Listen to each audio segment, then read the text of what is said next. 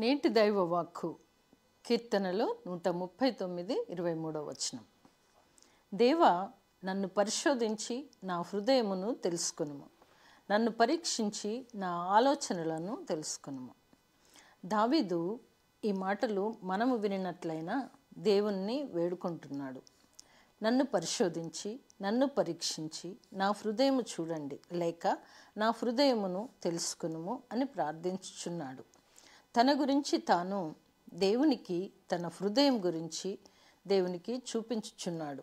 కావున మనం కూడా ఇతరులను హెచ్చరించడం కాదు, కానీ వ్యక్తిగత జీవితాన్ని దావీదు వలె సరిచేసుకొని దేవుని ముందు మన హృదయాన్ని చూపించాలి.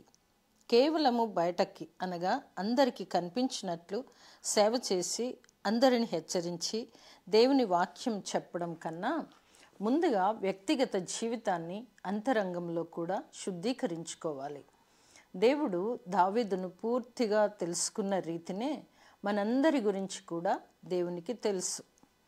దేవుని నమ్మిన బిడ్డలందరూ పవిత్ర జీవితానికి, ఆయన స్వభావానికి అభ్యంతరంగా ఏదైనా ఉంటే దానినంతటినీ విసర్జించి ఆ తర్వాత దేవుని ముందర హృదయ పరిశీలన చేసుకొని ఆయన ఎదుట మన హృదయ తలుపులు తెరుచుకొని దావీదు వలె మన హృదయము సమర్పించుకోవాలి.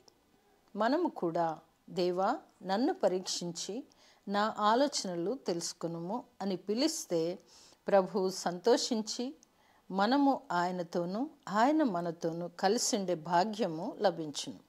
కనుక మనము కూడా దావీదు వలె దీన మనస్కులమై ప్రభువును వెంబడించే కృప మనందరికీ కలుగునుగాక. ఆమేన్.